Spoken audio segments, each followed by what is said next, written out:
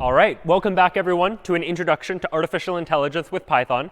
Last time we took a look at search problems in particular, where we have AI agents that are trying to solve some sort of problem by taking actions in some sort of environment, whether that environment is trying to take actions by playing moves in a game, or whether those actions are something like trying to figure out where to make turns in order to get driving directions from point A to point B.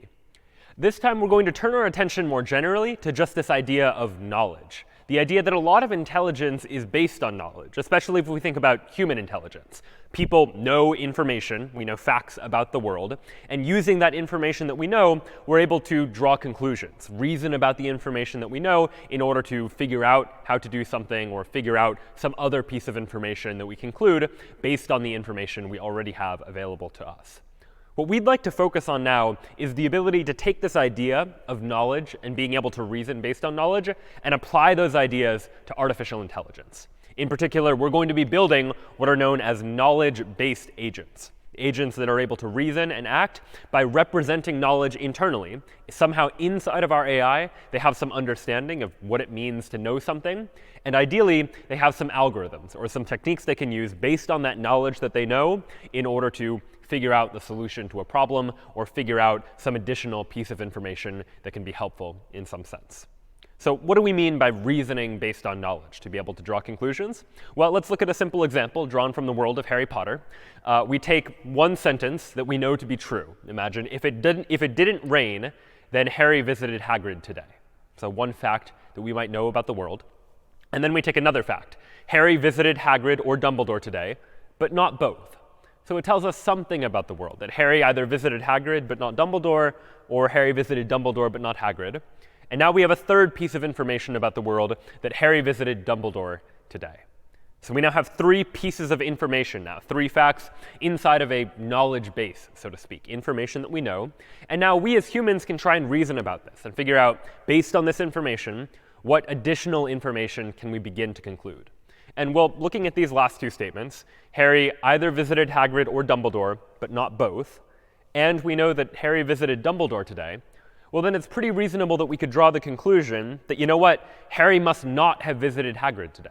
Because based on a combination of these two statements, we can draw this inference, so to speak, a conclusion that Harry did not visit Hagrid today. But it turns out we can even do a little bit better than that, get some more information by taking a look at this first statement and reasoning about that. This first statement says, if it didn't rain, then Harry visited Hagrid today. So what does that mean? In all cases where it didn't rain, then we know that Harry visited Hagrid. But if we also know now that Harry did not visit Hagrid, then that tells us something about our initial premise that we were thinking about. In particular, it tells us that it did rain today, because we can reason, if it didn't rain, then Harry would have visited Hagrid. But we know for a fact that Harry did not visit Hagrid today. So it's this kind of reasoning, this sort of logical reasoning, where we use logic based on the information that we know in order to take information and reach conclusions, that is going to be the focus of what we're going to be talking about today. How can we make our artificial intelligence logical so that they can perform the same kinds of deduction, the same kinds of reasoning that we've been doing so far? Of course, humans reason about logic generally in terms of human language, that I just now was speaking in English, talking in English about these sentences and trying to reason through how it is that they relate to one another. We're going to need to be a little bit more formal when we turn our attention to computers and being able to encode this notion of logic and truthhood and falsehood inside of a machine. So we're going to need to introduce a few more terms and a few symbols that will help us reason through this idea of logic inside of an artificial intelligence. And we'll begin with the idea of a sentence. Now, a sentence in a natural language like English is just something that I'm saying, like what I'm saying right now. In the context of AI, though, a sentence is just an assertion about the world in what we're going to call a knowledge representation language, some way of representing knowledge inside of our computers. And the way that we're going to spend most of today reasoning about knowledge is through a type of logic known as propositional logic. There are a number of different types of logic, some of which we'll touch on, but propositional logic is based on a logic of propositions, or just statements about the world. And so we begin in propositional logic with the notion of propositional symbols. We will have certain symbols that are oftentimes just letters, something like P or Q or R, where each of those symbols is going to represent some fact or sentence about the world. So P, for example, might represent the fact that it is raining. And so P is going to be a symbol that represents that idea. And Q, for example, might represent Harry visited Hagrid today. Each of these propositional symbols represents some sentence or some fact about the world. But in addition to just having individual facts about the world, we want some way to connect these propositional symbols together in order to reason more complexly about other facts that might exist inside of the world in which we're reasoning. So in order to do that, we'll need to introduce some additional symbols that are known as logical connectives. Now, there are a number of these logical connectives, but 5 of the most important, and the ones we're going to focus on today, are these 5 up here, each represented by a logical symbol.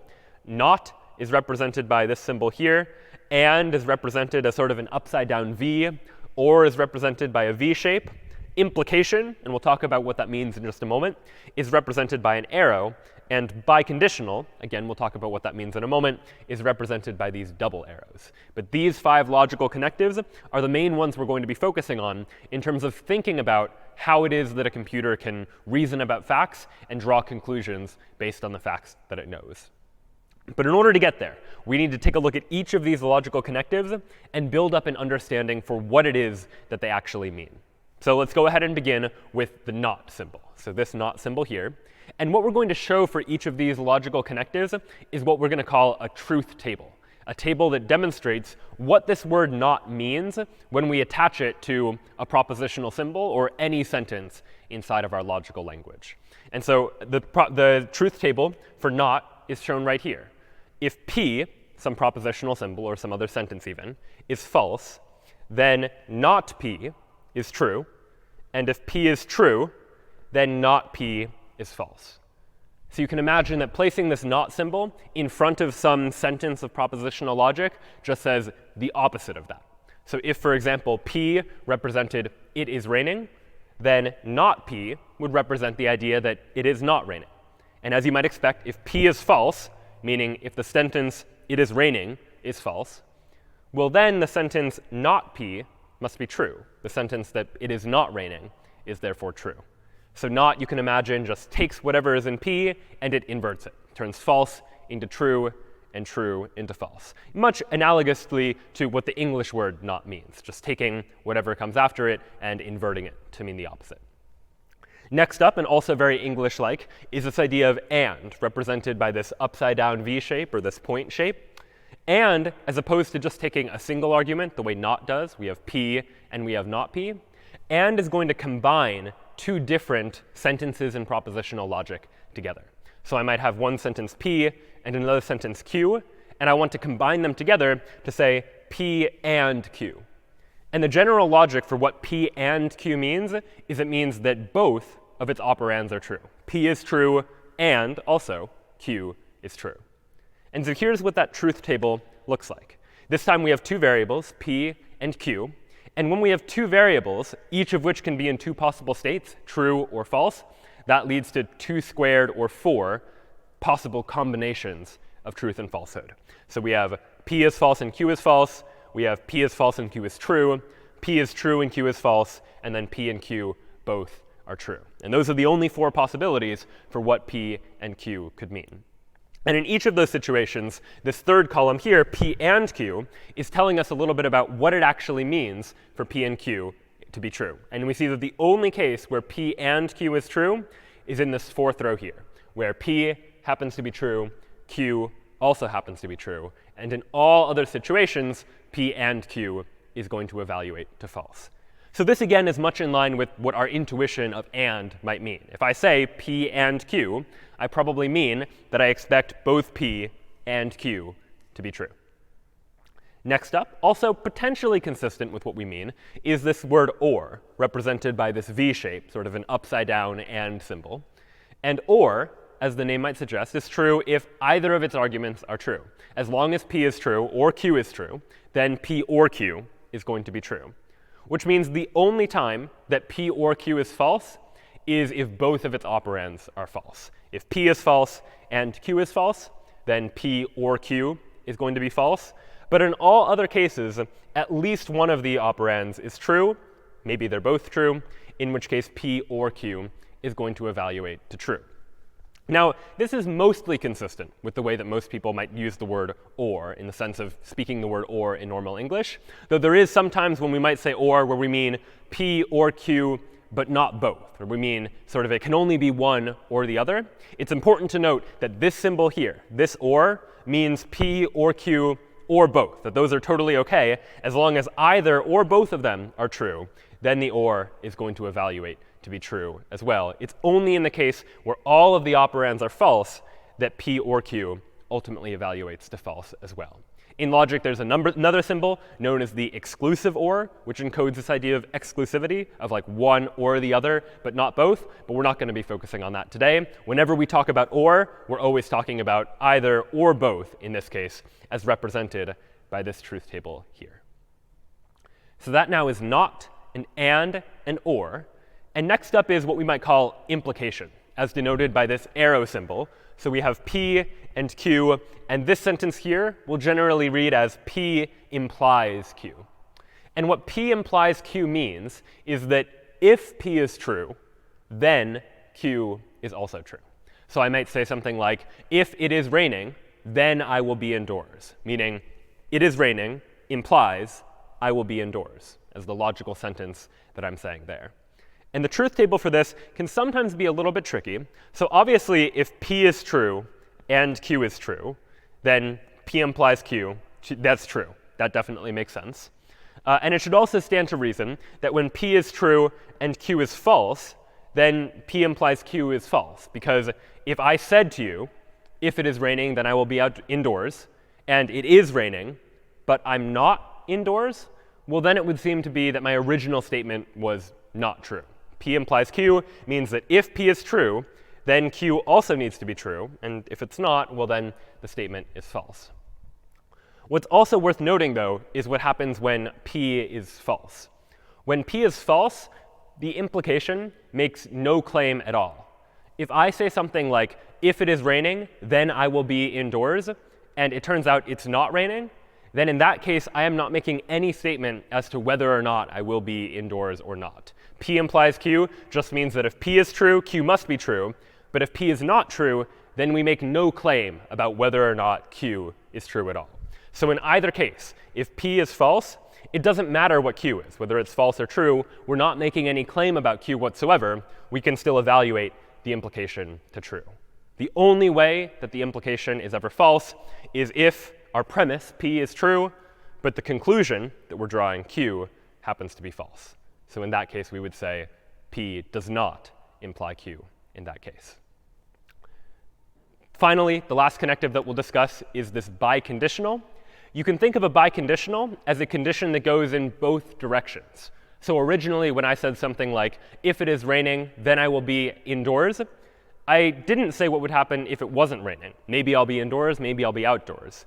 This biconditional you can read as an if and only if. So I can say, I will be indoors if and only if it is raining. Meaning, if it is raining, then I will be indoors. And if I am indoors, it's reasonable to conclude that it is also raining. So this biconditional is only true when P and Q are the same. So if P is true and Q is true, then this biconditional is also true. P implies Q, but also the reverse is true. Q also implies P. So if P and Q both happen to be false, we would still say it's true. But in any of these other two situations, this P, if and only if Q, is going to ultimately evaluate to false. So a lot of trues and falses going on there, but these 5 basic logical connectives are going to form the core of the language of propositional logic, the language that we're going to use in order to describe ideas, and the language that we're going to use in order to reason about those ideas in order to draw conclusions. So let's now take a look at some of the additional terms that we'll need to know about in order to go about trying to form this language of propositional logic and writing AI that's actually able to understand this sort of logic. The next thing we're going to need is the notion of what is actually true about the world. We have a whole bunch of propositional symbols, P and Q and R and maybe others, but we need some way of knowing like what actually is true in the world. Is P true or false? Is Q true or false? So on and so forth. And to do that, we'll introduce the notion of a model. A model just assigns a truth value, where a truth value is either true or false, to every propositional symbol. In other words, it's creating what we might call a possible world. So let me give an example. If, for example, I have two propositional symbols, P is it is raining, and Q is it is a Tuesday, a model just takes each of these two symbols and assigns a truth value to them, either true or false. So here's a sample model. In this model, in other words, in this possible world, it is possible that P is true, meaning it is raining, and Q is false, meaning it is not a Tuesday. But there are other possible worlds or other models as well. There is some model where both of these variables are true, some model where both of these variables are false. In fact, if there are n variables that are propositional symbols like this that are either true or false, then the number of possible models is 2 to the n, because each of these possible models, possible variables within my model could be set to either true or false if I don't know any information about it. So now that I have the symbols and the connectives that I'm going to need in order to construct these parts of knowledge, we need some way to represent that knowledge. And to do so, we're going to allow our AI access to what we'll call a knowledge base. And a knowledge base is really just a set of sentences that our AI knows to be true. Some set of sentences in propositional logic that are things that our AI knows about the world. And so we might tell our AI some information about a situation that it finds itself in, or a situation about a problem that it happens to be trying to solve. And we would give that information to the AI that the AI would store inside of its knowledge base. And what happens next is the AI would like to use that information in the knowledge base to be able to draw conclusions about the rest of the world. And what do those conclusions look like? Well, to understand those conclusions, we'll need to introduce one more idea, one more symbol, and that is the notion of entailment. So this sentence here, with this double turnstile and these Greek letters, this is the Greek letter alpha and the Greek letter beta, and we read this as alpha entails beta. And alpha and beta here are just sentences in propositional logic. And what this means is that alpha entails beta means that in every model, in other words, in every possible world in which sentence A is true, or sentence alpha is true, then sentence beta is also true. So if something entails something else, if alpha entails beta, it means that if I know alpha to be true, then beta must therefore also be true. So if my alpha is something like, I know that it is a Tuesday in January, then a reasonable beta might be something like, I know that it is January. Because in all worlds where it is a Tuesday in January, I know for sure that it must be January, just by definition. This first statement or sentence about the world entails the second statement. And we can reasonably use deduction based on that first sentence to figure out that the second sentence is in fact true as well. And ultimately, it's this idea of entailment that we're going to try and encode into our computer. We want our AI agent to be able to figure out what the possible entailments are. We want our AI to be able to take these three sentences like, if it didn't rain, Harry visited Hagrid, that Harry visited Hagrid or Dumbledore, but not both, and that Harry visited Dumbledore, and just using that information, we'd like our AI to be able to infer or figure out that using these three sentences inside of a knowledge base, we can draw some conclusions. In particular, we can draw the conclusions here that 1, Harry did not visit Hagrid today, and we can draw the entailment 2, that it did, in fact, rain today. And this process is known as inference. And that's what we're going to be focusing on today, this process of deriving new sentences from old ones. That I give you these three sentences, you put them in the knowledge base inside the AI, and the AI is able to use some sort of inference algorithm to figure out that these two sentences must also be true. And that is how we define inference. So let's take a look at an inference example to see how we might actually go about inferring things in a human sense before we take a more algorithmic approach to see how we could encode this idea of inference in AI. And we'll see there are a number of ways that we can actually achieve this. So again, we'll deal with a couple of propositional symbols. We'll deal with P, Q, and R. P is it is a Tuesday. Q is it is raining. And R is Harry will go for a run. 3 propositional symbols that we are just defining to mean this. We're not saying anything yet about whether they're true or false. We're just defining what they are. Now, we'll give ourselves, or an AI, access to a knowledge base, abbreviated to KB, the knowledge that we know about the world. We know this statement. All right, so let's try to parse it. The parentheses here are just used for precedent, so we can see what associates with what. But you would read this as P and not Q implies R. All right, so what does that mean? Let's put it piece by piece. P is it is a Tuesday. Q is it is raining. So not Q is it is not raining. And implies R is Harry will go for a run. So the way to read this entire sentence, in human natural language at least, is if it is a Tuesday and it is not raining, then Harry will go for a run. So if it is a Tuesday and it is not raining, then Harry will go for a run. And that is now inside of our knowledge base. And let's now imagine that our knowledge base has two other pieces of information as well. It has information that P is true, that it is a Tuesday. And we also have the information not Q, that it is not raining, that this sentence Q, it is raining, happens to be false. And those are the three sentences that we have access to. P and not Q implies R, P and not Q. Using that information, we should be able to draw some inferences. P and not Q is only true if both P and not Q are true. Well, all right, we know that P is true, and we know that not Q is true. So we know that this whole expression is true. And the definition of implication is if this whole thing on the left is true, then this thing on the right must also be true. So if we know that P and not Q is true, then R must be true as well. So the inference we should be able to draw from all of this is that R is true, and we know that Harry will go for a run by taking this knowledge inside of our knowledge base and being able to reason based on that idea. And so this ultimately is the beginning of what we might consider to be some sort of inference algorithm, some process that we can use to try and figure out whether or not we can draw some conclusion. And ultimately, what these inference algorithms are going to answer is this central question about entailment. Given some query about the world, something we're wondering about the world, and we'll call that query alpha, the question we want to ask using these inference algorithms is, does KB, our knowledge base, entail alpha? In other words, using only the information we know inside of our knowledge base, the knowledge that we have access to, can we conclude that this sentence alpha is true?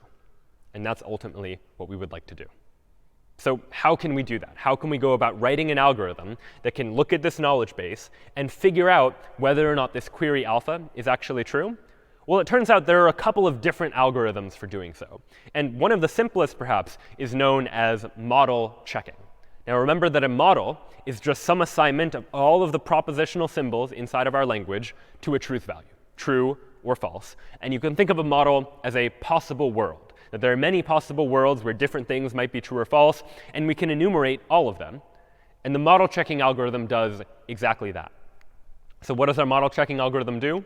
Well, if we wanted to determine if our knowledge base entails some query alpha, then we are going to enumerate all possible models. In other words, consider all possible values of true and false for our variables, all possible states in which our world can be in. And if in every model where our knowledge base is true, alpha is also true, then we know that the knowledge base entails alpha. So let's take a closer look at that sentence and try and figure out what it actually means. If we know that in every model, in other words, in every possible world, no matter what assignment of true and false to variables you give, if we know that whenever our knowledge is true, what we know to be true is true, that this query, alpha, is also true, well, then it stands to reason that as long as our knowledge base is true, then alpha must also be true. And so this is going to form the foundation of our model checking algorithm. We're going to enumerate all of the possible worlds and ask ourselves, whenever the knowledge base is true, is alpha true? And if that's the case, then we know alpha to be true. And otherwise, there is no entailment. Our knowledge base does not entail alpha. All right, so this is a little bit abstract, but let's take a look at an example to try and put real propositional symbols to this idea. So again, we'll work with the same example. P is it is a Tuesday. Q is it is raining. R is Harry will go for a run. Our knowledge base contains these pieces of information. P and not Q implies R. We also know P, it is a Tuesday, and not Q, it is not raining.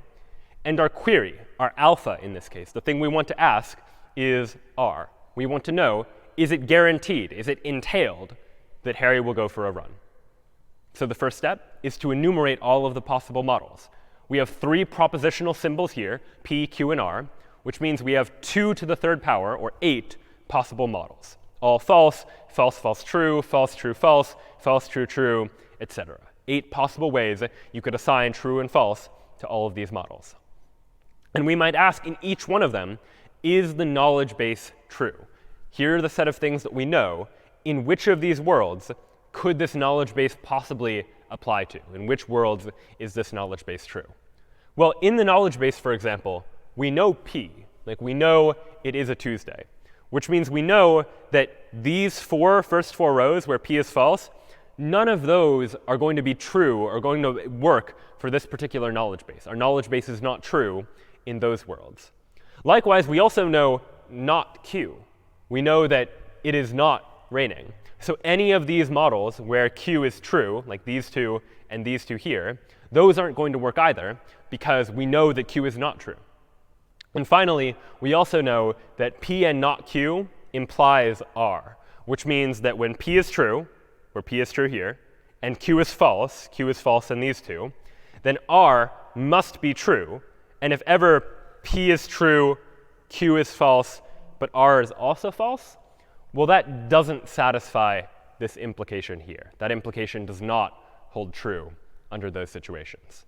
So we could say that for our knowledge base, we can conclude under which of these possible worlds is our knowledge base true, and under which of the possible worlds is our knowledge base false. And it turns out there is only one possible world where our knowledge base is actually true. In some cases, there might be multiple possible worlds where the knowledge base is true. But in this case, it just so happens that there's only one possible world where we can definitively say something about our knowledge base. And in this case, we would look at the query. The query of R, is R true? R is true. And so as a result, we can draw that conclusion. And so this is this idea of model checking. Enumerate all the possible models and look in those possible models to see whether or not, if our knowledge base is true, is the query in question true as well. So let's now take a look at how we might actually go about writing this in a programming language like Python. Take a look at some actual code that would encode this notion of propositional symbols and logic and these connectives like and or and not and implication and so forth, and see what that code might actually look like. So I've written in advance a logic library that's more detailed than we need to worry about entirely today. But the important thing is that we have one class for every type of logical symbol or connective that we might have. So we just have one class for logical symbols, for example, where every symbol is going to represent and store some name for that particular symbol. And we also have a class for not that takes an operand. So we might say not one symbol to say something is not true or some other sentence is not true. We have one for and, one for or, so on and so forth. And I'll just demonstrate how this works. And you can take a look at the actual logic.py later on. But I'll go ahead and call this file harry.py. We're going to store information about this world of Harry Potter, for example. So I'll go ahead and import from my logic module. I'll import everything. And in this library, in order to create a symbol, you use capital S symbol. And I'll create a symbol for rain to mean it is raining, for example. And I'll create a symbol for Hagrid to mean Harry visited Hagrid is what this symbol is going to mean. So this symbol means it is raining. This symbol means Harry visited Hagrid. And I'll add another symbol called Dumbledore for Harry visited Dumbledore. Now I'd like to save these symbols so that I can use them later as I do some logical analysis. So I'll go ahead and save each one of them inside of a variable. So like rain, Hagrid, and Dumbledore. So you could call the variables anything. And now that I have these logical symbols, I can use logical connectives to combine them together. So for example, if I have a sentence like and rain and Hagrid, for example, which is not necessarily true, but just for demonstration, I can now try and print out sentence.formula, which is a function I wrote that takes a sentence in propositional logic and just prints it out so that we, the programmers, can now see this in order to get an understanding for how it actually works. So if I run Python harry.py, what we'll see is this sentence in propositional logic, rain and Hagrid. This is the logical representation of what we have here in our Python program of saying and whose arguments are rain and Hagrid. So we're saying rain and Hagrid by encoding that idea. And this is quite common in Python object-oriented programming, where you have a number of different classes, and you pass arguments into them in order to create a new and object, for example, in order to represent this idea. But now what I'd like to do is somehow encode the knowledge that I have about the world in order to solve that problem from the beginning of class, where we talked about trying to figure out who Harry visited and trying to figure out if it's raining or if it's not raining. And so what knowledge do I have? I'll go ahead and create a new variable called knowledge. And what do I know? Well, I know the very first sentence that we talked about was the idea that if it is not raining, then Harry will visit Hagrid. So all right, how do I encode the idea that it is not raining? Well, I can use not and then the rain symbol. So here's me saying that it is not raining. And now the implication is that if it is not raining, then Harry visited Hagrid. So I'll wrap this inside of an implication to say, if it is not raining, this first argument to the implication, well then Harry visited Hagrid. So I'm saying implication, the premise is that it's not raining, and if it is not raining, then Harry visited Hagrid. And I can print out knowledge.formula to see the logical formula equivalent of that same idea. So I run python of harry.py, and this is the logical formula that we see as the result, which is a text-based version of what we were looking at before. That if it is not raining, then that implies that Harry visited Hagrid. But there was additional information that we had access to as well. In this case, we had access to the fact that Harry visited either Hagrid or Dumbledore. So how do I encode that? Well, this means that in my knowledge, I've really got multiple pieces of knowledge going on. I know one thing and another thing and another thing. So I'll go ahead and wrap all of my knowledge inside of an and. And I'll move things on to new lines just for good measure. But I know multiple things, so I'm saying knowledge is an and of multiple different sentences. I know multiple different sentences to be true. One such sentence that I know to be true is this implication, that if it is not raining, then Harry visited Hagrid. Another such sentence that I know to be true is or Hagrid Dumbledore. In other words, so Hagrid or Dumbledore is true, because I know that Harry visited Hagrid or Dumbledore. But I know more than that, actually. That initial sentence from before said that Harry visited Hagrid or Dumbledore, but not both. So now I want a sentence that will encode the idea that Harry didn't visit both Hagrid and Dumbledore. Well, the notion of Harry visiting Hagrid and Dumbledore would be represented like this, and of Hagrid and Dumbledore. And if that is not true, if I want to say not that, then I'll just wrap this whole thing inside of a not. So now these three lines, line 8 says that if it is not raining, then Harry visited Hagrid. Line 9 says Harry visited Hagrid or Dumbledore.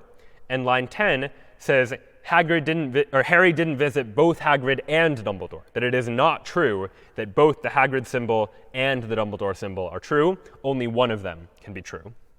And finally, the last piece of information that I knew was the fact that Harry visited Dumbledore. So these now are the pieces of knowledge that I know, one sentence and another sentence and another and another. And I can print out what I know just to see it a little bit more visually. And here now is a logical representation of the information that my computer is now internally representing using these various different Python objects. And again, take a look at logic.py if you want to take a look at how exactly it's implementing this, but no need to worry too much about all of the details there. We're here saying that if it is not raining, then Harry visited Hagrid.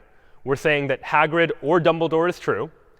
And we're saying it is not the case that Hagrid and Dumbledore is true, that they're not both true. And we also know that Dumbledore is true. So this long logical sentence represents our knowledge base. It is the thing that we know. And now what we'd like to do is we'd like to use model checking to ask a query, to ask a question like, based on this information, do I know whether or not it's raining? And we as humans were able to logic our way through it and figure out that, all right, based on these sentences, we can conclude this and that to figure out that, yes, it must have been raining. But now we'd like for the computer to do that as well. So let's take a look at the model checking algorithm that is going to follow that same pattern that we drew out in pseudocode a moment ago. So I've defined a function here in logic.py that you can take a look at called model check. Model check takes two arguments, the knowledge that I already know and the query. And the idea is, in order to do model checking, I need to enumerate all of the possible models. And for each of the possible models, I need to ask myself, is the knowledge base true? And is the query true? So the first thing I need to do is somehow enumerate all of the possible models, meaning for all possible symbols that exist, I need to assign true and false to each one of them and see whether or not it's still true. And so here's the way we're going to do that. We're going to start, so I've defined another helper function internally that we'll get to in just a moment. But this function starts by getting all of the symbols in both the knowledge and the query, by figuring out what symbols am I dealing with. In this case, the symbols I'm dealing with are Rain and Hagrid and Dumbledore, but there might be other symbols depending on the problem. And we'll take a look soon at some examples of situations where ultimately we're going to need some additional symbols in order to represent the problem. And then we're going to run this check all function, which is a helper function that's basically going to recursively call itself, checking every possible configuration of propositional symbols.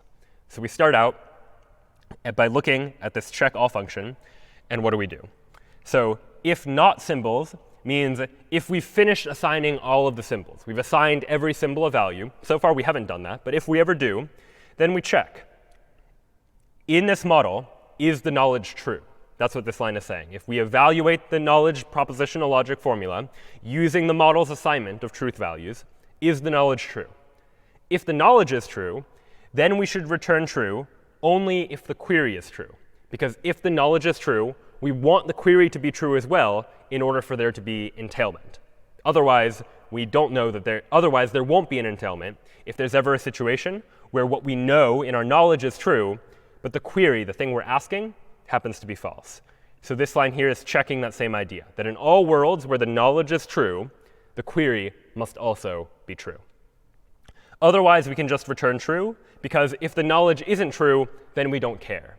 This is equivalent to when we were enumerating this table from a moment ago. In all situations where the knowledge base wasn't true, all of these 7 rows here, we didn't care whether or not our query was true or not. We only care to check whether the query is true when the knowledge base is actually true, which was just this green highlighted row right there. So that logic is encoded using that statement there. And otherwise, if we haven't assigned symbols yet, which we haven't seen anything yet, then the first thing we do is pop one of the symbols. I make a copy of the symbols first, just to save an existing copy.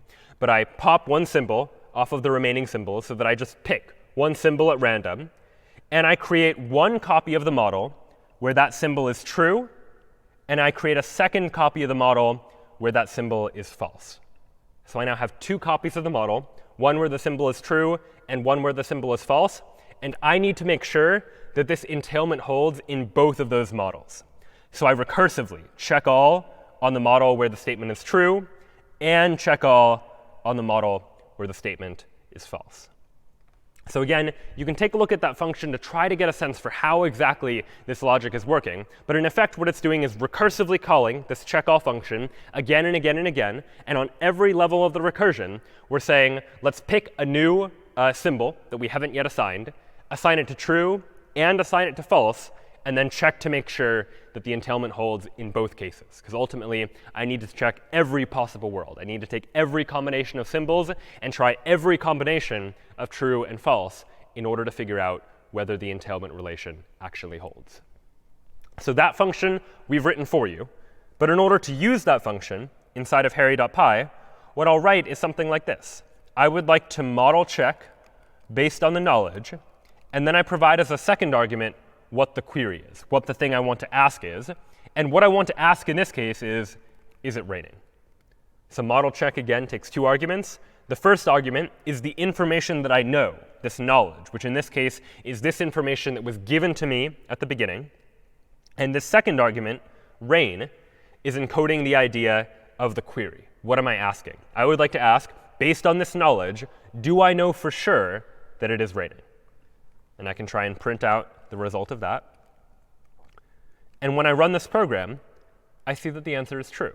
That based on this information, I can conclusively say that it is raining, because using this model checking algorithm, we were able to check that in every world where this knowledge is true, it is raining. In other words, there is no world where this knowledge is true and it is not raining. So you can conclude that it is, in fact, raining. And this sort of logic can be applied to a number of different types of problems. That if confronted with a problem where some sort of logical deduction can be used in order to try to solve it, you might try thinking about what propositional symbols you might need in order to represent that information, and what statements in propositional logic you might use in order to encode that information which you know. And this process of trying to take a problem and figure out what propositional symbols to use in order to encode that idea or how to represent it logically is known as knowledge engineering. That software engineers and AI engineers will take a problem and try and figure out how to distill it down into knowledge that is representable by a computer. And if we can take any general purpose problem, some problem that we find in the human world, and turn it into a problem that computers know how to solve, as by using any number of different variables, well then we can take a computer that is able to do something like model checking or some other inference algorithm and actually figure out how to solve that problem. So now we'll take a look at 2 or 3 examples of knowledge engineering in practice, of taking some problem and figuring out how we can apply logical symbols and use logical formulas to be able to encode that idea.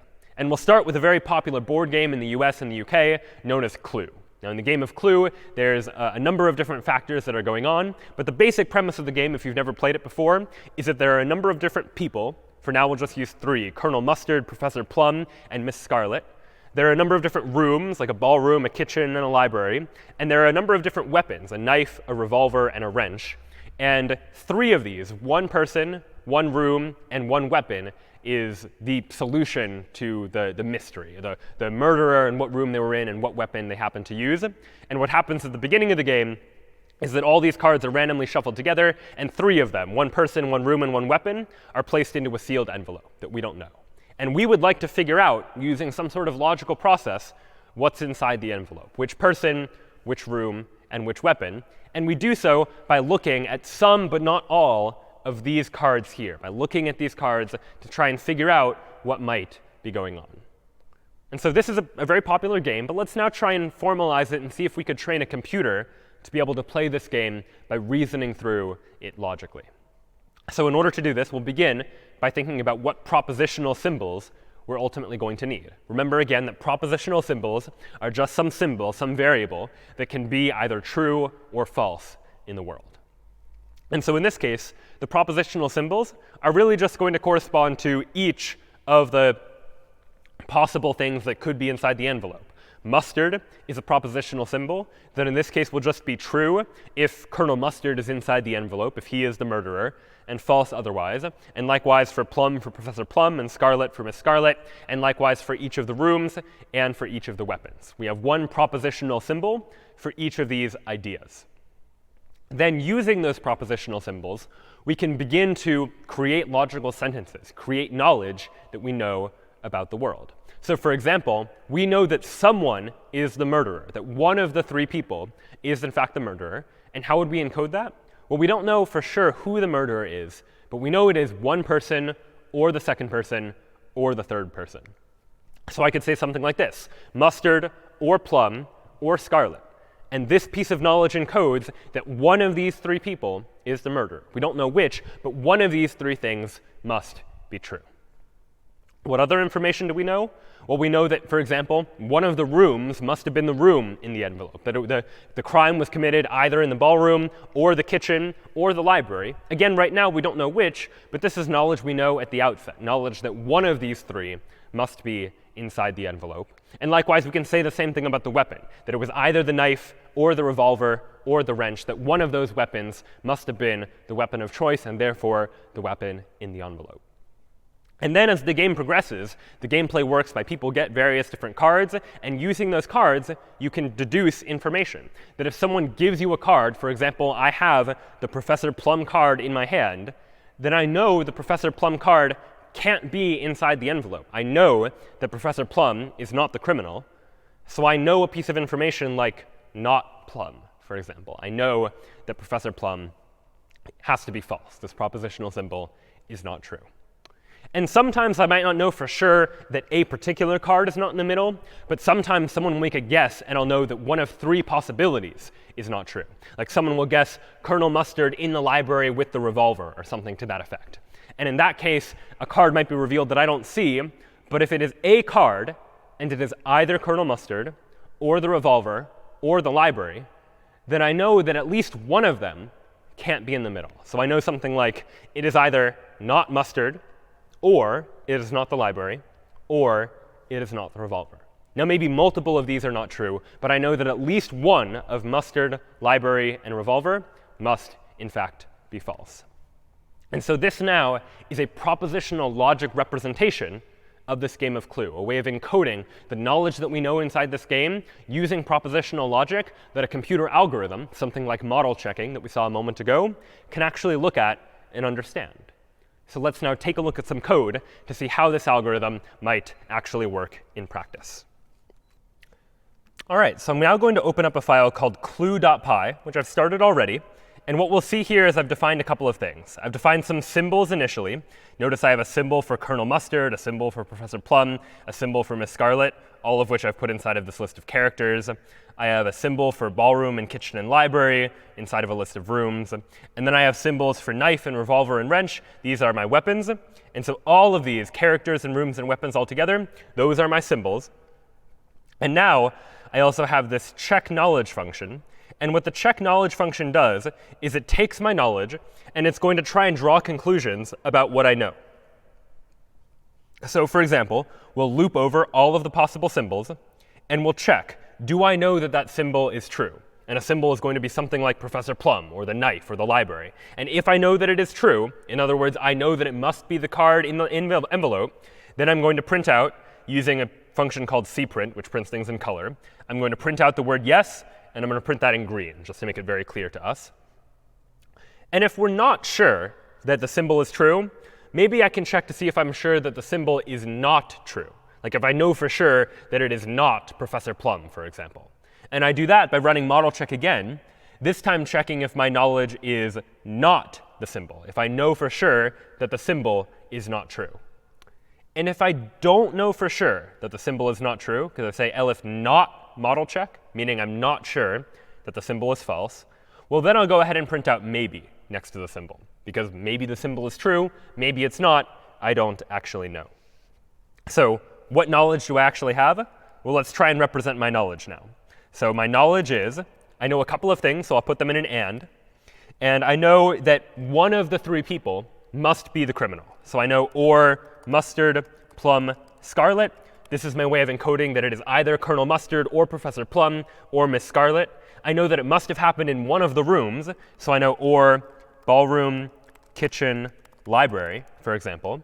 And I know that one of the weapons must have been used as well. So I know or knife, revolver, wrench.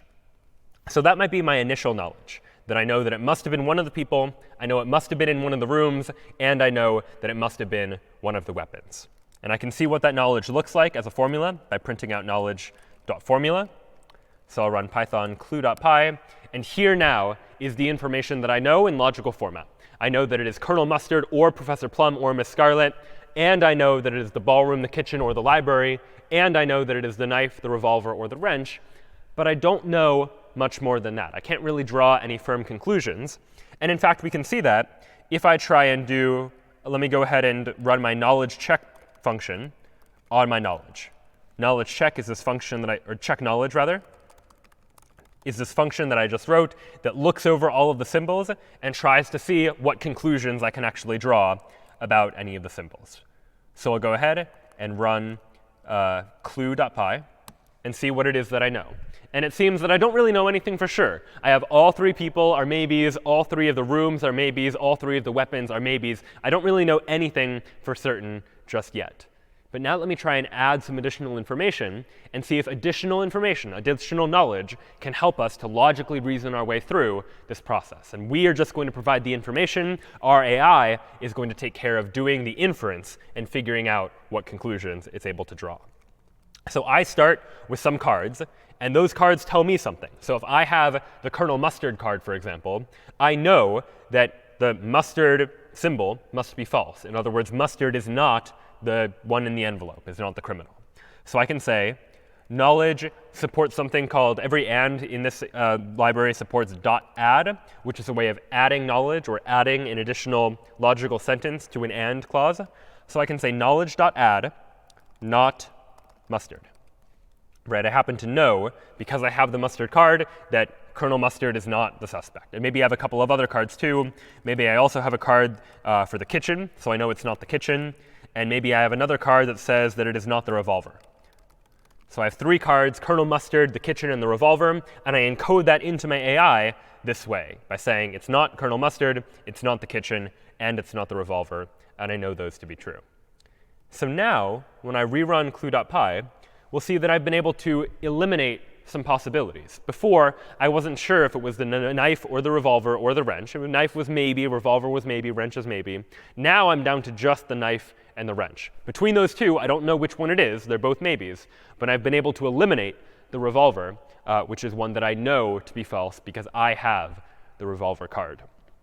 And so additional information might be acquired over the course of this game, and we would represent that just by adding knowledge to our knowledge set, our knowledge base that we've been building here. So if, for example, we additionally got the information that someone made a guess. Someone guessed, like, Miss Scarlet in the library with the wrench. And we know that a card was revealed, which means that one of those three cards, either Miss Scarlet or the library or the wrench, one of those at minimum must not be inside of the envelope. So I could add some knowledge, say knowledge.add. And I'm going to add an or clause, because I don't know for sure which one it's not, but I know one of them is not in the envelope. So it's either not Scarlet, or it's not the library. And or supports multiple arguments. I can say it's also or not the wrench. So at least one of those needs Scarlet, library, and wrench. At least one of those needs to be false. I don't know which, though. Maybe it's multiple. Maybe it's just one. But at least one, I know, needs to hold. And so now if I rerun clue.py, I don't actually have any additional information just yet. Nothing I can say conclusively. I still know that maybe it's Professor Plum, maybe it's Miss Scarlet. I haven't eliminated any options. But let's imagine that I get some more information, that someone shows me the Professor Plum card, for example. So I say, all right, let's go back here, knowledge.add, not Plum. So I have the Professor Plum card. I know that Professor Plum is not in the middle. I rerun clue.py. And all right, now I'm able to draw some conclusions. Now I've been able to eliminate Professor Plum, and the only person it could left remaining be is Miss Scarlet. So I know, yes, Miss Scarlet, this variable must be true. And I've been able to infer that based on the information I already had. Now between the ballroom and the library and the knife and the wrench, for those two, I'm still not sure. So let's add one more piece of information. Let's say that I know that it's not the ballroom. Someone has shown me the ballroom card, so I know it's not the ballroom, which means at this point I should be able to conclude that it's the library. Let's see. I'll say knowledge.add, not the ballroom. And we'll go ahead and run that. And it turns out that after all of this, not only can I conclude that I know that it's the library, but I also know that the weapon was the knife. And that might have been an inference that was a little bit trickier, something I wouldn't have realized immediately. But the AI, via this model checking algorithm, is able to draw that conclusion, that we know for sure that it must be Miss Scarlet in the library with the knife. And how did we know that? Well, we know it from this or clause up here, that we know that it's either not Scarlet, or it's not the library, or it's not the wrench.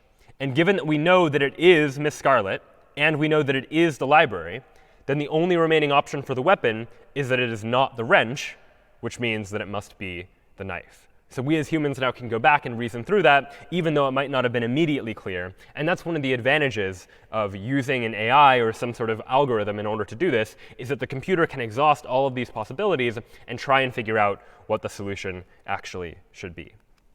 And so for that reason, it's often helpful to be able to represent knowledge in this way. Knowledge engineering, some situation where we can use a computer to be able to represent knowledge and draw conclusions based on that knowledge. And anytime we can translate something into propositional logic symbols like this type of approach can be useful. So you might be familiar with logic puzzles, where you have to puzzle your way through trying to figure something out. This is what a classic logic puzzle might look like. Something like Gilderoy, Minerva, Pomona, and Horace each belong to a different one of the four houses: Gryffindor, Hufflepuff, Ravenclaw, and Slytherin. And then we have some information that Gilderoy belongs to Gryffindor or Ravenclaw, Pomona does not belong in Slytherin, and Minerva does belong to Gryffindor. So we have a couple pieces of information, and using that information, we need to be able to draw some conclusions about which person should be assigned to which house. And again, we can use the exact same idea to try and implement this notion. So we need some propositional symbols. And in this case, the propositional symbols are going to get a little more complex, although we'll see ways to make this a little bit cleaner later on. But we'll need 16 propositional symbols, one for each person and house. So we need to say, remember, every propositional symbol is either true or false. So Gilderoy Gryffindor is either true or false. Either he's in Gryffindor or he is not. Likewise, Gilderoy Hufflepuff, also true or false. Either it is true or it's false. And that's true for every combination of person and house that we could come up with. We have some sort of propositional symbol for each one of those. Using this type of knowledge, we can then begin to think about what types of logical sentences we can say about the puzzle. That if we know, before we even think about the information we were given, we can think about the premise of the problem, that every person is assigned to a different house. So what does that tell us? Well, it tells us sentences like this. It tells us like, Pomona Slytherin implies not Pomona Hufflepuff. Something like, if Pomona is in Slytherin, then we know that Pomona is not in Hufflepuff. And we know this for all 4 people and for all combinations of houses, that no matter what person you pick, if they're in one house, then they're not in some other house. So I'll probably have a whole bunch of knowledge statements that are of this form, that if we know Pomona is in Slytherin, then we know Pomona is not in Hufflepuff. We were also given the information that each person is in a different house. So I also have pieces of knowledge that look something like this. Minerva Ravenclaw implies not Gilderoy Ravenclaw. If they're all in different houses, then if Minerva is in Ravenclaw, then we know that Gilderoy is not in Ravenclaw as well. And I have a whole bunch of similar sentences like this that are expressing that idea for other people and other houses as well.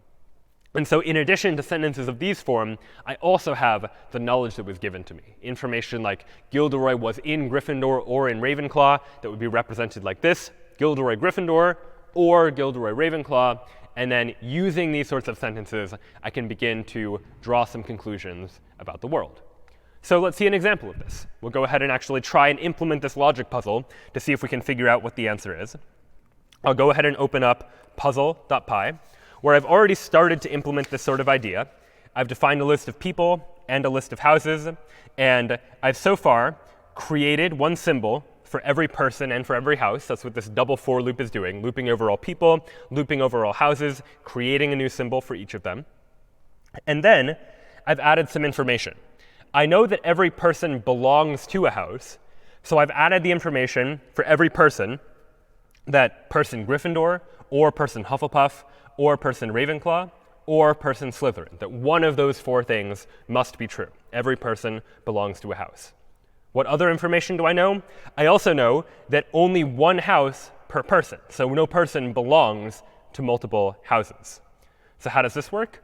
Well, this is going to be true for all people, so I'll loop over every person, and then I need to loop over all different pairs of houses. The idea is I want to encode the idea that if Minerva is in Gryffindor, then Minerva can't be in Ravenclaw. So I'll loop over all houses, h1, and I'll loop over all houses again, h2. And as long as they're different, h1 not equal to h2, then I'll add to my knowledge base this piece of information. That implication, in other words, an if-then, if the person is in h1, then I know that they are not in house h2. So these lines here are encoding the notion that for every person, if they belong to house 1, then they are not in house 2. And the other piece of logic we need to encode is the idea that every house can only have one person. In other words, if Pomona is in Hufflepuff, then nobody else is allowed to be in Hufflepuff either. And that's the same logic, but sort of backwards. I loop over all of the houses and loop over all different pairs of people. So I loop over people once, loop over people again, and only do this when the people are different, p1 not equal to p2. And I add the knowledge that if, as given by the implication, if person 1 belongs to the house, then it is not the case that person 2 belongs to the same house. So here I'm just encoding the knowledge that represents the problem's constraints. I know that everyone's in a different house. I know that any person can only belong to one house. And I can now take my knowledge and try and print out the information that I happen to know. So I'll go ahead and print out knowledge.formula just to see this in action. And I'll go ahead and skip this for now, but we'll come back to this in a second. Let's print out the knowledge that I know by running Python puzzle.py. It's a lot of information, a lot that I have to scroll through, because there's 16 different variables all going on. But the basic idea, if we scroll up to the very top, is I see my initial information. Gilderoy is either in Gryffindor, or Gilderoy is in Hufflepuff, or Gilderoy is in Ravenclaw, or Gilderoy is in Slytherin, and and then way more information as well. So this is quite messy, more than we really want to be looking at. And soon, too, we'll see ways of representing this a little bit more nicely using logic. But for now, we can just say these are the variables that we're dealing with. And now we'd like to add some information. So the information we're going to add is Gilderoy is in Gryffindor, or he is in Ravenclaw. So that knowledge was given to us. So I'll go ahead and say knowledge.add. And I know that either or Gilderoy Gryffindor or Gilderoy Ravenclaw. One of those two things must be true. I also know that Pomona was not in Slytherin, so I can say knowledge.add not this symbol, not the Pomona Slytherin symbol. And then I can add the knowledge that Minerva is in Gryffindor by adding the symbol Minerva Gryffindor. So those are the pieces of knowledge that I know. And this loop here at the bottom just loops over all of my symbols, checks to see if the knowledge entails that symbol by calling this model check function again. And if it does, if we know the symbol is true, we print out the symbol. So now I can run Python puzzle.py, and Python is going to solve this puzzle for me. We're able to conclude that Gilderoy belongs to Ravenclaw, Pomona belongs to Hufflepuff, Minerva to Gryffindor, and Horace to Slytherin, just by encoding this knowledge inside the computer, although it was quite tedious to do in this case. And as a result, we were able to get the conclusion from that as well. And you can imagine this being applied to many sorts of different deductive situations. So not only these situations where we're trying to deal with Harry Potter characters in this puzzle, but if you've ever played games like Mastermind, where you're trying to figure out which order different colors go in and trying to make predictions about it, I could tell you, for example, let's play a simplified version of Mastermind where there are 4 colors, red, blue, green, and yellow, and they're in some order, but I'm not telling you what order. You just have to make a guess, and I'll tell you of red, blue, green, and yellow how many of the 4 you got in the right position. So a simplified version of this game. You might make a guess like red, blue, green, yellow, and I would tell you something like 2 of those 4 are in the correct position, but the other 2 are not. Then you could reasonably make a guess and say, all right, let's try this. Blue, red, green, yellow. Try switching 2 of them around. And this time, maybe I tell you, you know what? None of those are in the correct position. And the question then is, all right, what is the correct order of these 4 colors? And we as humans could begin to reason this through. All right, well, if none of these were correct, but 2 of these were correct, well, it must have been because I switched the red and the blue, which means red and blue here must be correct, which means green and yellow are probably not correct. You can begin to do this sort of deductive reasoning. We can also equivalently try and take this and encode it inside of our computer as well. And it's going to be very similar to the logic puzzle that we just did a moment ago. So I won't spend too much time on this code because it is fairly similar. But again, we have a whole bunch of colors and 4 different positions in which those colors can be. And then we have some additional knowledge. And I encode all of that knowledge. And you can take a look at this code on your own time. But I just want to demonstrate that when we run this code, run Python mastermind.py, and run and see what we get, we ultimately are able to compute red 0 in the 0 position, blue in the 1 position, yellow in the 2 position, and green in the 3 position as the ordering of those symbols. Now, ultimately, what you might have noticed is this process was taking quite a long time.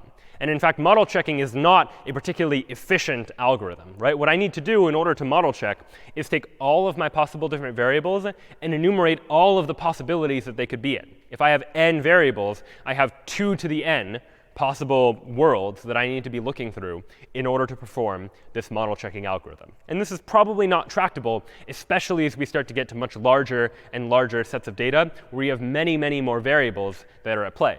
Right here, we only have a relatively small number of variables, so this sort of approach can actually work. But as the number of variables increases, model checking becomes less and less good of a way of trying to solve these sorts of problems.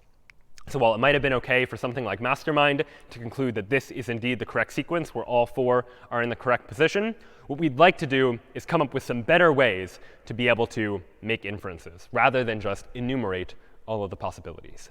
And to do so, what we'll transition to next is the idea of inference rules, some sort of rules that we can apply to take knowledge that already exists and translate it into new forms of knowledge. And the general way we'll structure an inference rule is by having a horizontal line here. Anything above the line is going to represent a premise, something that we know to be true. And then anything below the line will be the conclusion that we can arrive at after we apply the logic from the inference rule that we're going to demonstrate. So we'll do some of these inference rules by demonstrating them in English first, but then translating them into the world of propositional logic so you can see what those inference rules actually look like. So for example, let's imagine that I have access to two pieces of information. I know, for example, that if it is raining, then Harry is inside, for example. And let's say I also know it is raining. Then most of us could reasonably then look at this information and conclude that, all right, Harry must be inside. This inference rule is known as modus ponens, and it's phrased more formally in logic as this. If we know that alpha implies beta, in other words, if alpha, then beta, and we also know that alpha is true, then we should be able to conclude that beta is also true. We can apply this inference rule to take these two pieces of information and generate this new piece of information. Notice that this is a totally different approach from the model checking approach, where the approach was look at all of the possible worlds and see what's true in each of these worlds. Here, we're not dealing with any specific world. We're just dealing with the knowledge that we know and what conclusions we can arrive at based on that knowledge. That I know that A implies B, and I know A, and the conclusion is B. And this should seem like a relatively obvious rule, that of course, if alpha, then beta, and we know alpha, then we should be able to conclude that beta is also true. And that's going to be true for many, but maybe even all, of the inference rules that we'll take a look at. You should be able to look at them and say, yeah, of course that's going to be true. But it's putting these all together, figuring out the right combination of inference rules that can be applied that ultimately is going to allow us to generate interesting knowledge inside of our AI. So that's modus ponens, this application of implication, that if we know alpha and we know that alpha implies beta, then we can conclude beta. Let's take a look at another example. Fairly straightforward, something like Harry is friends with Ron and Hermione. Based on that information, we can reasonably conclude Harry is friends with Hermione. That must also be true. And this inference rule is known as and elimination. And what and elimination says is that if we have a situation where alpha and beta are both true, I have information alpha and beta, well then, just alpha is true. Or likewise, just beta is true. That if I know that both parts are true, then one of those parts must also be true. Again, something obvious from the point of view of human intuition, but a computer needs to be told this kind of information. To be able to apply the inference rule, we need to tell the computer that this is an inference rule that you can apply, so the computer has access to it and is able to use it in order to translate information from one form to another. In addition to that, let's take a look at another example of an inference rule. Something like, it is not true that Harry did not pass the test. Bit of a tricky sentence to parse. I'll read it again. It is not true, or it is false, that Harry did not pass the test. Well, if it is false that Harry did not pass the test, then the only reasonable conclusion is that Harry did pass the test. And so this, instead of being and elimination, is what we call double negation elimination. That if we have two negatives inside of our premise, then we can just remove them altogether. They cancel each other out. One turns true to false, and the other one turns false back into true. Phrased a little bit more formally, we say that if the premise is not alpha, then the conclusion we can draw is just alpha. We can say that alpha is true. We'll take a look at a couple more of these. If I have it is raining, then Harry is inside. How do I reframe this? Well, this one is a little bit trickier, but if I know if it is raining, then Harry is inside, then I conclude one of two things must be true. Either it is not raining, or Harry is inside. Now this one's trickier, so let's think about it a little bit. This first premise here, if it is raining, then Harry is inside, is saying that if I know that it is raining, then Harry must be inside. So what is the other possible case? Well, if Harry is not inside, then I know that it must not be raining. So one of those two situations must be true. Either it's not raining, or it is raining, in which case Harry is inside. So the conclusion I can draw is either it is not raining, or it is raining, so therefore Harry is inside. And so this is a way to translate if-then statements into or statements. And this is known as implication elimination. And this is similar to what we actually did in the beginning when we were first looking at those very first sentences about Harry and Hagrid and Dumbledore. And phrased a little bit more formally, this says that if I have the implication alpha implies beta, that I can draw the conclusion that either not alpha or beta, because there are only two possibilities. Either alpha is true or alpha is not true. So one of those possibilities is alpha is not true. But if alpha is true, well, then we can draw the conclusion that beta must be true. So either alpha is not true, or alpha is true, in which case beta is also true. So this is one way to turn an implication into just a statement about or. In addition to eliminating implications, we can also eliminate biconditionals as well. So let's take an English example, something like, it is raining if and only if Harry is inside. And this if and only if really sounds like that biconditional, that double arrow sign that we saw in propositional logic not too long ago. And what does this actually mean if we were to translate this? Well, this means that if it is raining, then Harry is inside. And if Harry is inside, then it is raining, that this implication goes both ways. And this is what we would call biconditional elimination, that I can take a biconditional, A if and only if B, and translate that into something like this. A implies B, and B implies A. So many of these inference rules are taking logic that uses certain symbols and turning them into different symbols, taking an implication and turning it into an or taking a biconditional and turning it into implication. And another example of it would be something like this. It is not true that both Harry and Ron passed the test.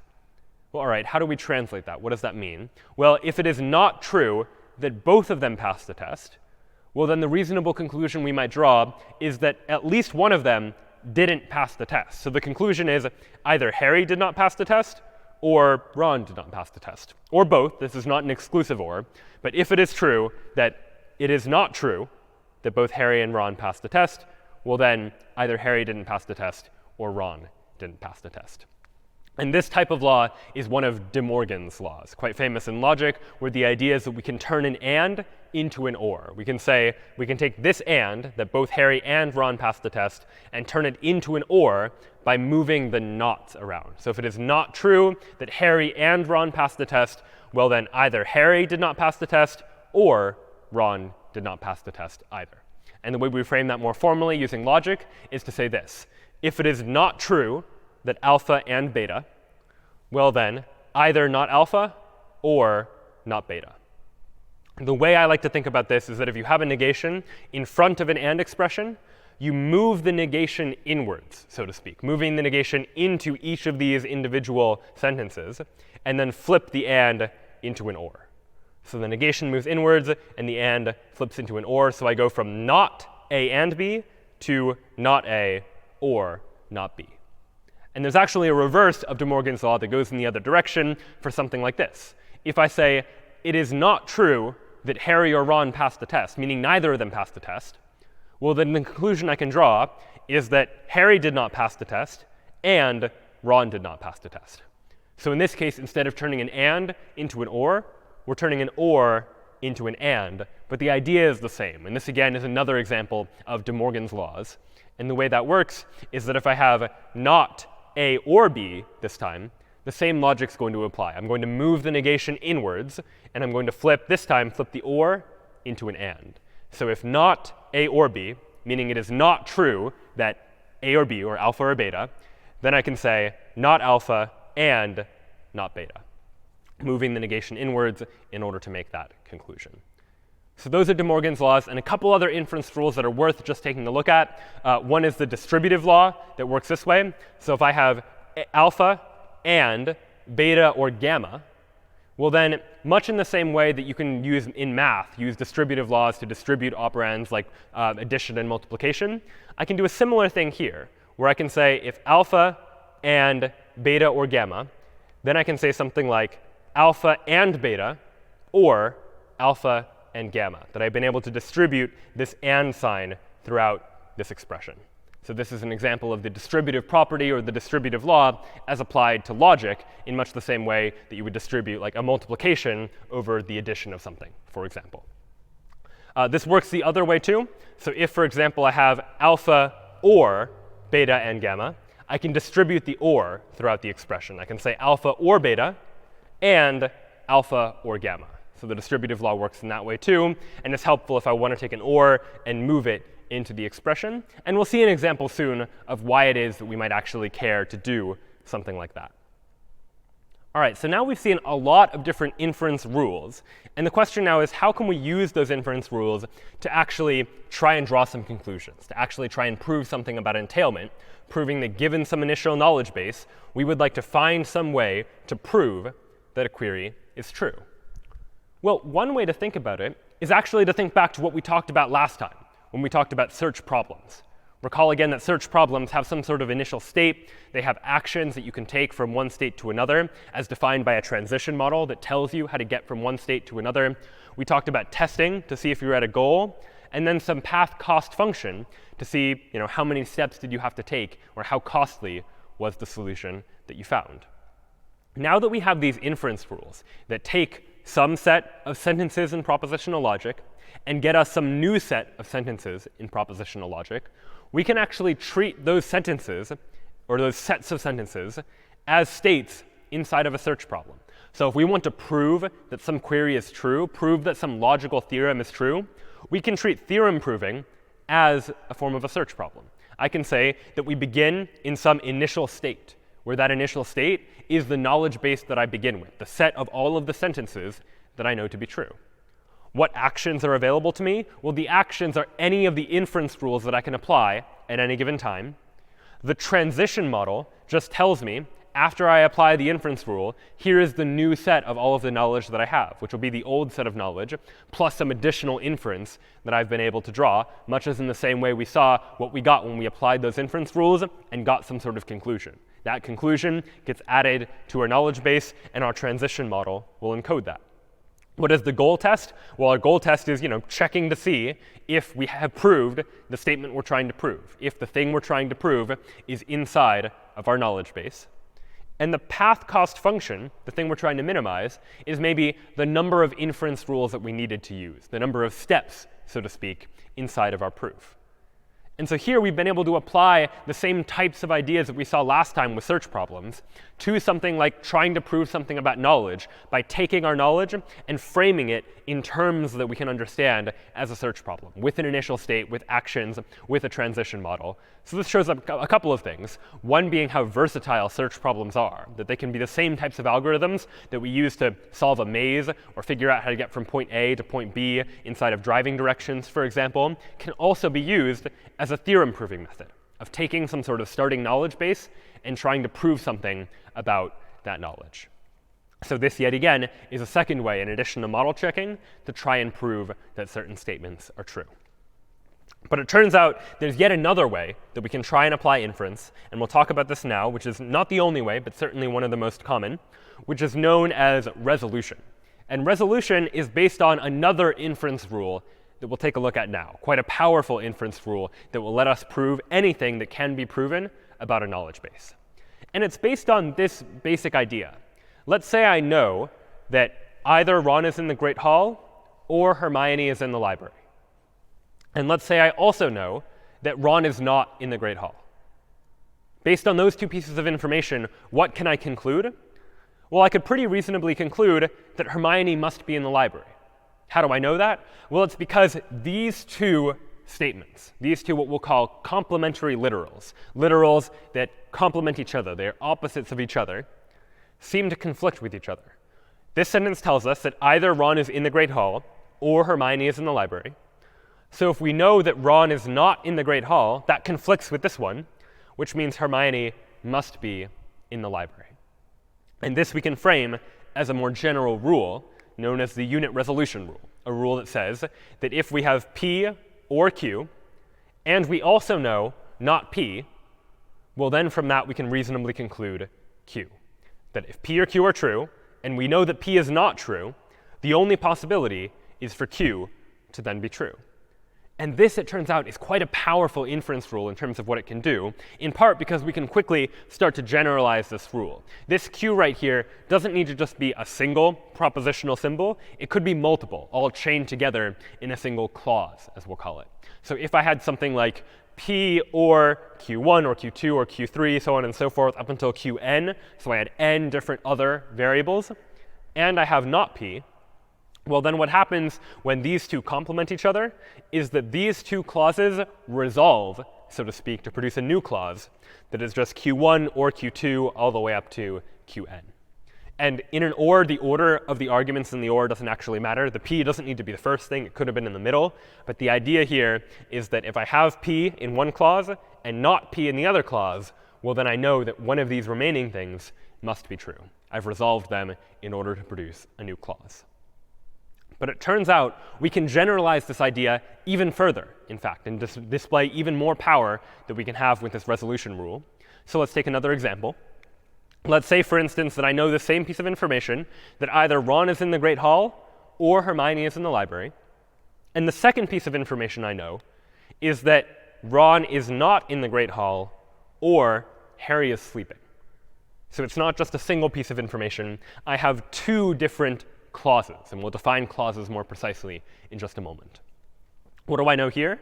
Well, again, for any propositional symbol, like Ron is in the Great Hall, there are only two possibilities.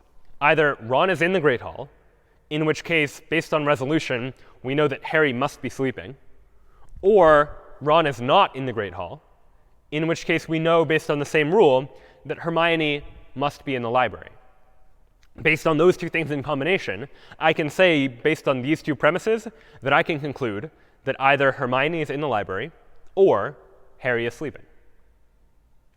So again, because these two conflict with each other, I know that one of these two must be true.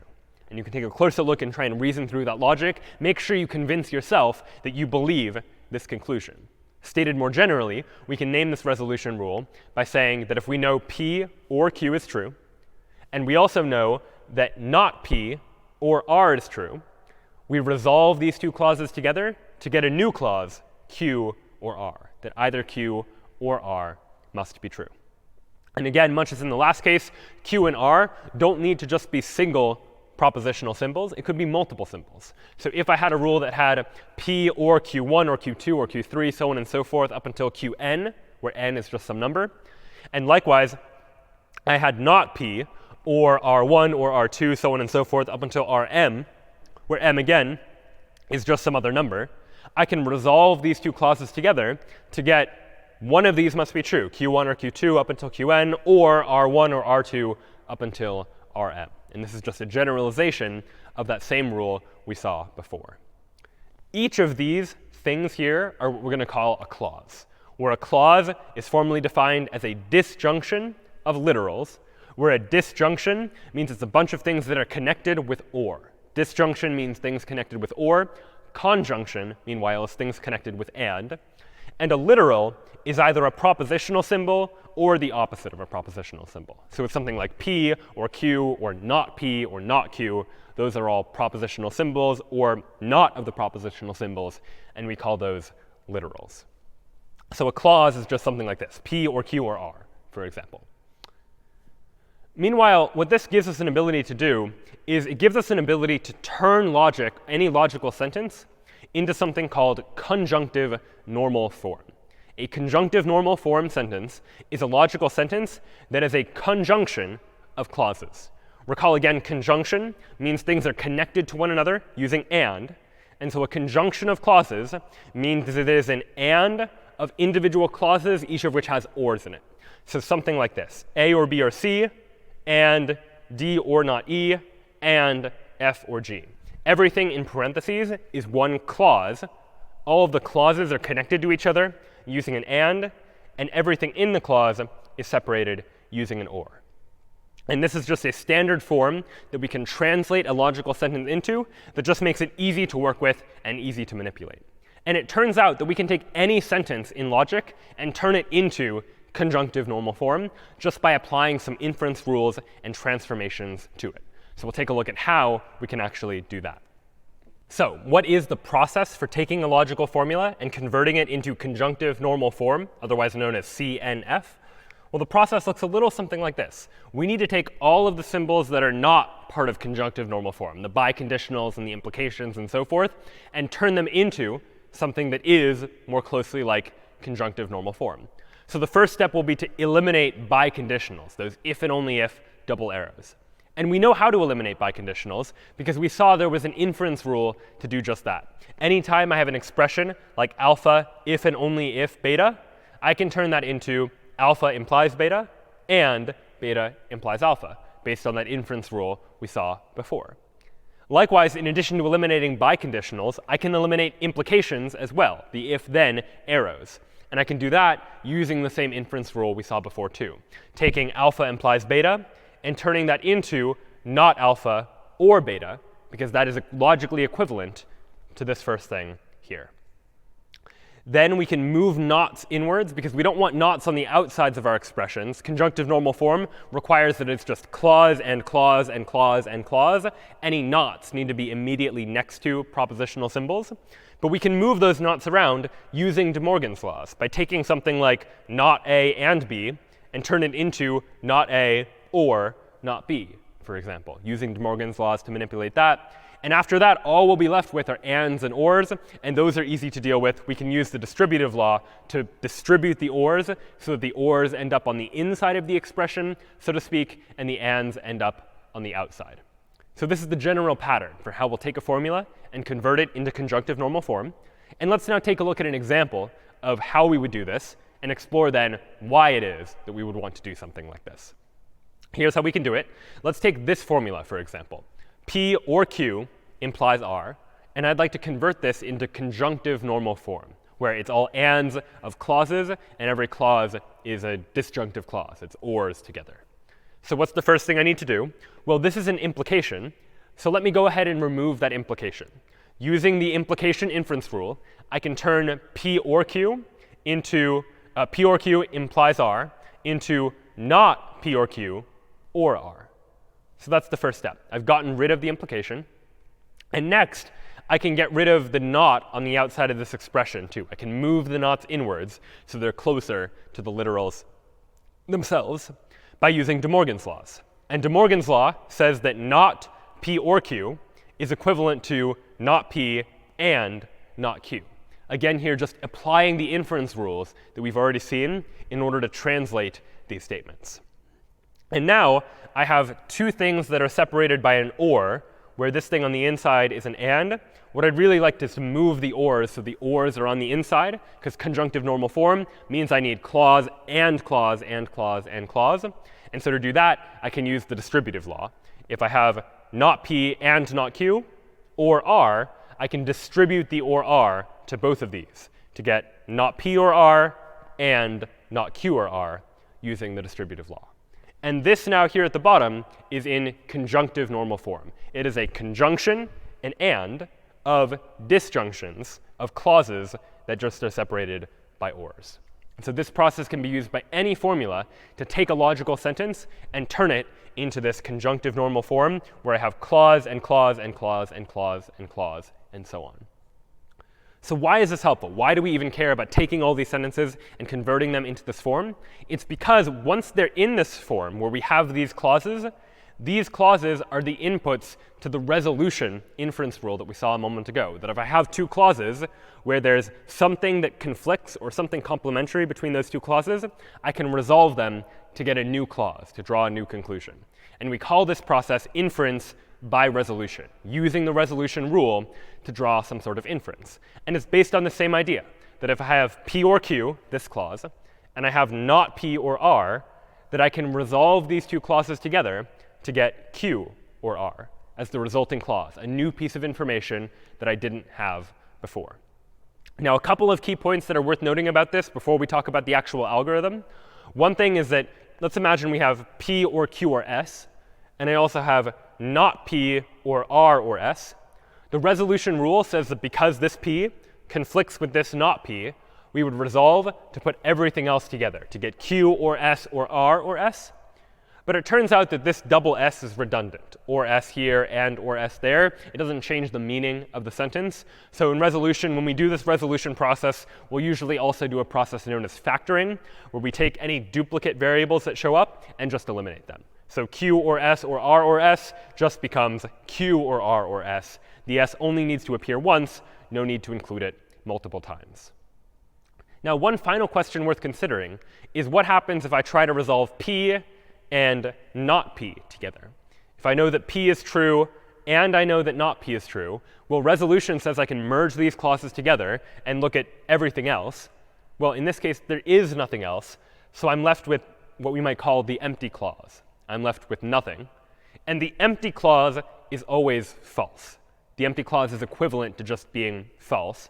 And that's pretty reasonable, because it's impossible for both P and not P to both hold at the same time. P is either true or it's not true, which means that if P is true, then this must be false. And if this is true, then this must be false. There's no way for both of these to hold at the same time. So if ever I try and resolve these two, it's a contradiction, and I'll end up getting this empty clause, where the empty clause I can call equivalent to false. And this idea that if I resolve these two contradictory terms, I get the empty clause, this is the basis for our inference by resolution algorithm. Here's how we're going to perform inference by resolution at a very high level. We want to prove that our knowledge base entails some query alpha, that based on the knowledge we have, we can prove conclusively that alpha is going to be true. How are we going to do that? Well, in order to do that, we're going to try to prove that if we know the knowledge and not alpha, that would be a contradiction. And this is a common technique in computer science more generally, this idea of proving something by contradiction. If I want to prove that something is true, I can do so by first assuming that it is false and showing that it would be contradictory, showing that it leads to some contradiction.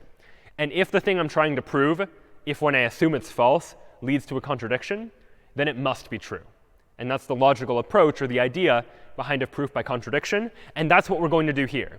We want to prove that this query alpha is true. So we're going to assume that it's not true. We're going to assume not alpha. And we're going to try and prove that it's a contradiction. If we do get a contradiction, well, then we know that our knowledge entails the query alpha. If we don't get a contradiction, there is no entailment. This is this idea of a proof by contradiction, of assuming the opposite of what you're trying to prove. And if you can demonstrate that that's a contradiction, then what you're proving must be true. But more formally, how do we actually do this? How do we check that knowledge base and not alpha is going to lead to a contradiction? Well, here's where resolution comes into play. To determine if our knowledge base entails some query alpha, we're going to convert knowledge base and not alpha to conjunctive normal form, that form where we have a whole bunch of clauses that are all anded together. And when we have these individual clauses, now we can keep checking to see if we can use resolution to produce a new clause. Right? We can take any pair of clauses and check, is there some literal that is the opposite of each other or complementary to each other in both of them? For example, I have a P in one clause and a not P in another clause, or an R in one clause and a not R in another clause. If ever I have that situation where once I convert to conjunctive normal form and I have a whole bunch of clauses, I see two clauses that I can resolve to produce a new clause, then I'll do so. This process occurs in a loop. I'm going to keep checking to see if I can use resolution to produce a new clause and keep using those new clauses to try to generate more new clauses after that. Now, it just so may happen that eventually we may produce the empty clause, the clause we were talking about before. If I resolve P and not P together, that produces the empty clause. And the empty clause we know to be false, because we know that there's no way for both P and not P to both simultaneously be true. So if ever we produce the empty clause, then we have a contradiction. And if we have a contradiction, that's exactly what we were trying to do in a proof by contradiction. If we have a contradiction, then we know that our knowledge base must entail this query alpha. We know that alpha must be true. And it turns out, and we won't go into the proof here, but you can show that otherwise, if you don't produce the empty clause, then there is no entailment. If we run into a situation where there are no more new clauses to add, we've done all the resolution that we can do, and yet we still haven't produced the empty clause, then there is no entailment in this case. And this now is the resolution algorithm. And it's very abstract looking, especially this idea of like, what does it even mean to have the empty clause? So let's take a look at an example, actually try and prove some entailment by using this inference by resolution process. So here's our question. We have this knowledge base. Here's the knowledge that we know, A or B, and not B or C, and not C. And we want to know if all of this entails A. So this is our knowledge base here, this whole long thing. And our query alpha is just this propositional symbol A. So what do? Well, first, we want to prove by contradiction. So we want to first assume that A is false and see if that leads to some sort of contradiction. So here's what we're going to start with. A or B and not B or C and not C. This is our knowledge base. And we're going to assume not A. We're going to assume that the thing we're trying to prove is, in fact, false. And so this is now in conjunctive normal form. And I have 4 different clauses. I have A or B. I have not B or C. I have not C. And I have not A. And now I can begin to just pick 2 clauses that I can resolve and apply the resolution rule to them. And so looking at these 4 clauses, I see, all right, these 2 clauses are ones I can resolve. I can resolve them because there are complementary literals that show up in them. There's a C here and a not C here. So just looking at these 2 clauses, if I know that not B or C is true, and I know that C is not true, well, then I can resolve these 2 clauses to say, all right, not B, that must be true. I can generate this new clause as a new piece of information that I now know to be true. And all right, now I can repeat this process, do the process again. Can I use resolution again to get some new conclusion? Well, it turns out I can. I can use that new clause I just generated along with this one here. There are complementary literals. This B is complementary to, or conflicts with, this not B over here. And so if I know that A or B is true, and I know that B is not true, well, then the only remaining possibility is that A must be true. So now we have A. That is a new clause that I've been able to generate. And now I can do this one more time. I'm looking for 2 clauses that can be resolved. And you might programmatically do this by just looping over all possible pairs of clauses and checking for complementary literals in each. And here I can say, all right, I found 2 clauses, not A and A, that conflict with each other. And when I resolve these 2 together, well, this is the same as when we were resolving P and not P from before. When I resolve these 2 clauses together, I get rid of the A's, and I'm left with the empty clause. And the empty clause we know to be false, which means we have a contradiction, which means we can safely say that this whole knowledge base does entail A. That if this sentence is true, that we know that A for sure is also true.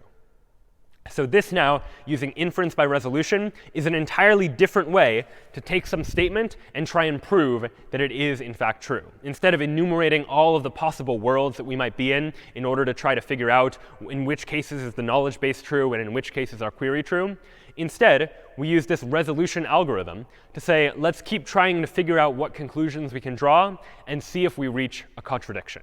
And if we reach a contradiction, then that tells us something about whether our knowledge actually entails the query or not. And it turns out there are many different algorithms that can be used for inference. What we've just looked at here are just a couple of them.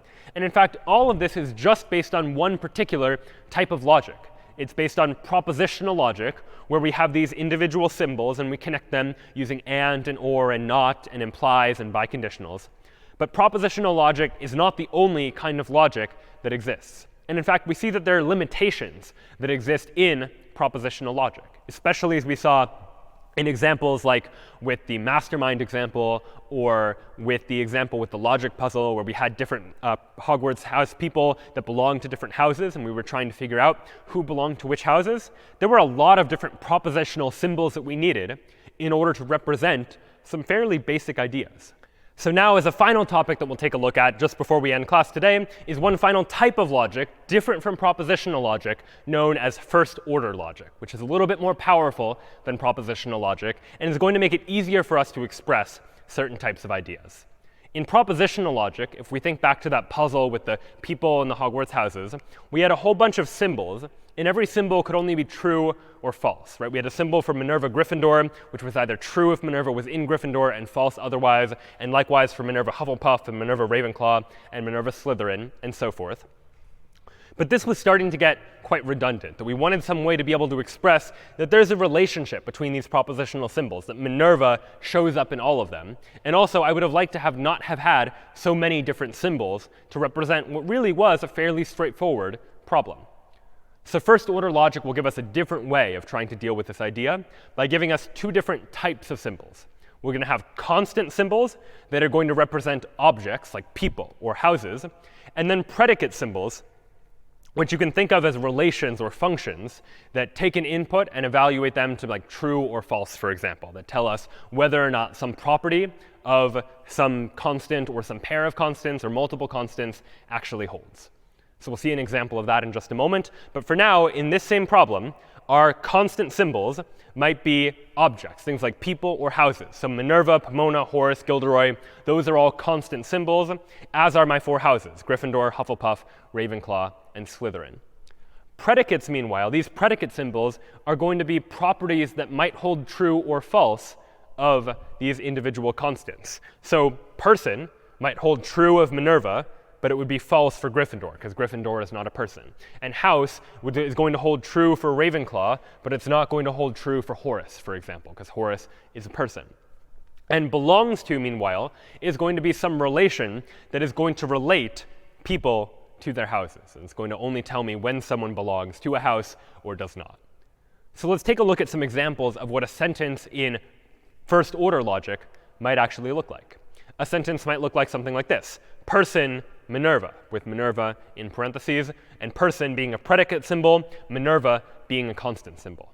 This sentence in first-order logic effectively means Minerva is a person, or the person property applies to the Minerva object. So if I want to say something like Minerva is a person, here is how I express that idea using first-order logic. Meanwhile, I can say something like House Gryffindor to likewise express the idea that Gryffindor is a house. I can do that this way. And all of the same logical connectives that we saw in propositional logic, those are going to work here too. So and, or, implication, biconditional, not. In fact, I can use not to say something like not House Minerva. And this sentence in first-order logic means something like Minerva is not a house. It is not true that the house property applies to Minerva. Meanwhile, in addition to some of these predicate symbols that just take a single argument, some of our predicate symbols are going to express binary relations between 2 of its arguments. So I could say something like belongs to, and then 2 inputs, Minerva and Gryffindor, to express the idea that Minerva belongs to Gryffindor. And so now here's the key difference, or one of the key differences, between this and propositional logic. In propositional logic, I needed 1 symbol for Minerva Gryffindor, and 1 symbol for Minerva Hufflepuff, and 1 symbol for all the other people's Gryffindor and Hufflepuff variables. In this case, I just need 1 symbol for each of my people, and 1 symbol for each of my houses, and then I can express as a predicate something like belongs to, and say belongs to Minerva Gryffindor to express the idea that Minerva belongs to Gryffindor house. So already we can see that first-order logic is quite expressive in being able to express these sorts of sentences using the existing constant symbols and predicates that already exist while minimizing the number of new symbols that I need to create. I can just use 8 symbols for people, for houses, instead of 16 symbols for every possible combination of each. But first-order logic gives us a couple of additional features that we can use to express even more complex ideas. And these additional features are generally known as quantifiers. And there are 2 main quantifiers in first-order logic, the first of which is universal quantification. Universal quantification lets me express an idea like something is going to be true for all values of a variable. Like for all values of x, some statement is going to hold true. So what might a sentence in universal quantification look like? Well, we're going to use this upside down a to mean for all. So upside down ax means for all values of x, where x is any object, this is going to hold true. Belongs to x Gryffindor implies not belongs to x Hufflepuff. So let's try and parse this out. This means that for all values of x, if this holds true, if x belongs to Gryffindor, then this does not hold true. X does not belong to Hufflepuff. So translated into English, this sentence is saying something like, for all objects x, if x belongs to Gryffindor, then x does not belong to Hufflepuff, for example. Or phrased even more simply, anyone in Gryffindor is not in Hufflepuff. Simplified way of saying the same thing. So this universal quantification lets us express an idea like something is going to hold true for all values of a particular variable. In addition to universal quantification, though, we also have existential quantification. Whereas universal quantification said that something is going to be true for all values of a variable, existential quantification says that some expression is going to be true for some value of a variable, at least one value of the variable. So let's take a look at a sample sentence using existential quantification. One such sentence looks like this.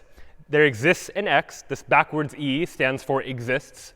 And here we're saying there exists an x such that house x and belongs to Minerva x.